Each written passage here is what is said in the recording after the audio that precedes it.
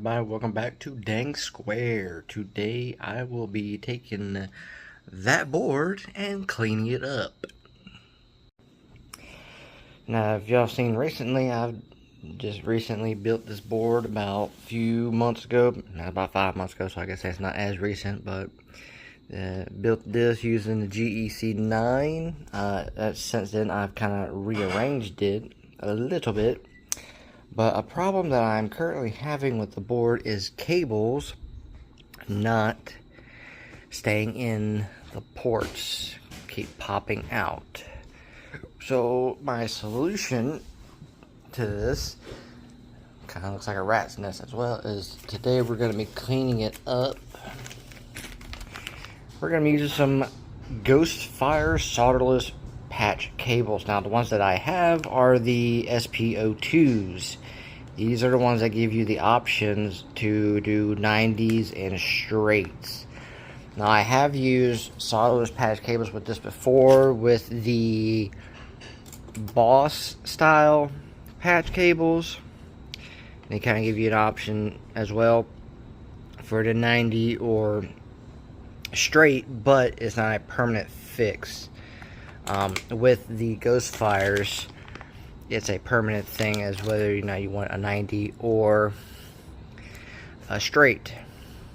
But I'm gonna clean up, take some of these cables out of here, kind of make this more uniformed.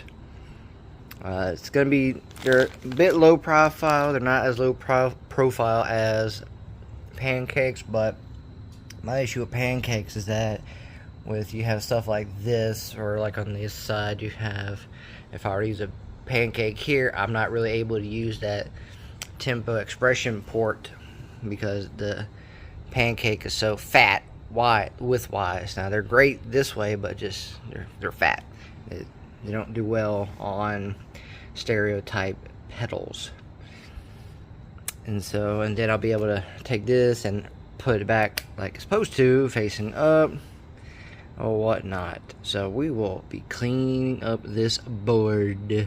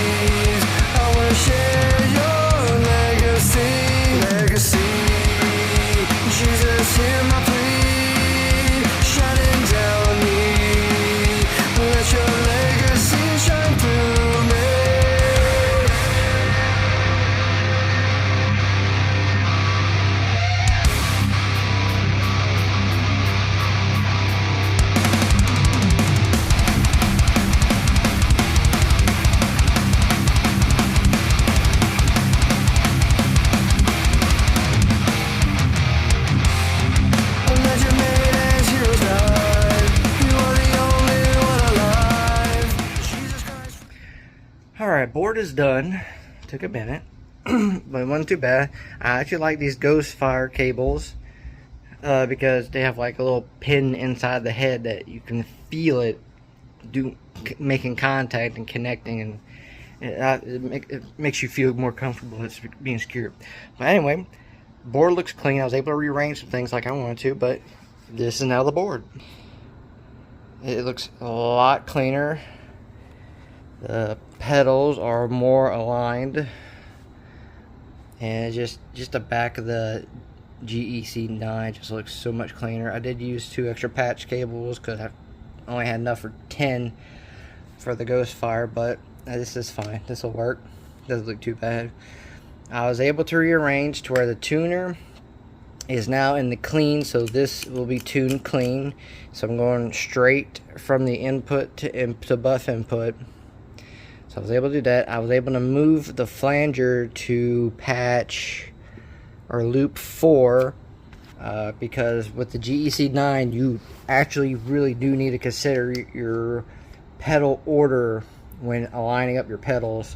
Unlike the ES5 and ES8 and some other the Fender switchboard, you can't, once these are in a loop, you can't rearrange the loops. This is solid. This is why this is the cheaper system, because you can't rearrange the loops. So you have to make sure that when you're ordering your loops and programming your loops, you have to make sure they're in order. Because I needed the NS2 behind the OCD, because when that's on, boosting as an overdrive for this makes a lot of extra noise. This solves that problem. You can't put the noise suppressor in front of it because it doesn't negate the noise, so that has to be there. But I was able to put the flanger into my loop 4, that way it's actually in the modulation portion of the board, even though it's positioned up here loop wise, it's up here. So loop 1 will be OCD, loop 2 is going to be NS2, loop 3 is jackhammer, 4 flanger, 5 is stereo chorus, and 6 is D7 delay. And then obviously loop 7 is going to be metal zone, and 8 and 9 is going to be channel switching for the Marshall VS100, using channel 1 and 2 for that. So that's it. I'm going to hook it up, get everything going. I did double check using a meter the continuity between the cables. All the cables were doing good. I'm going to hook it up and we'll play a few things through it.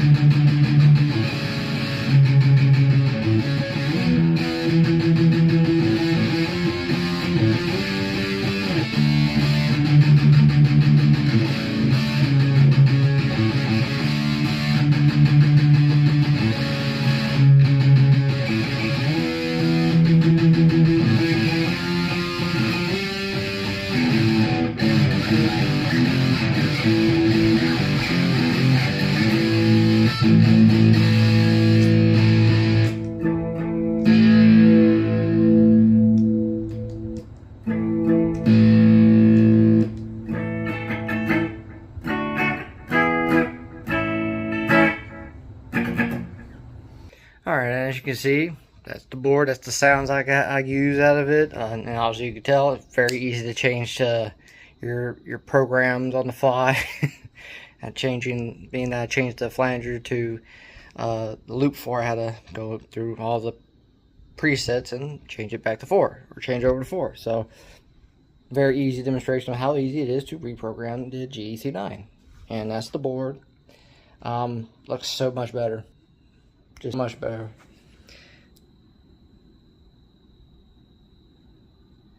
And using Ghost Fire solderless patch cables. These are the SP-02s that give you the 90 and straight options.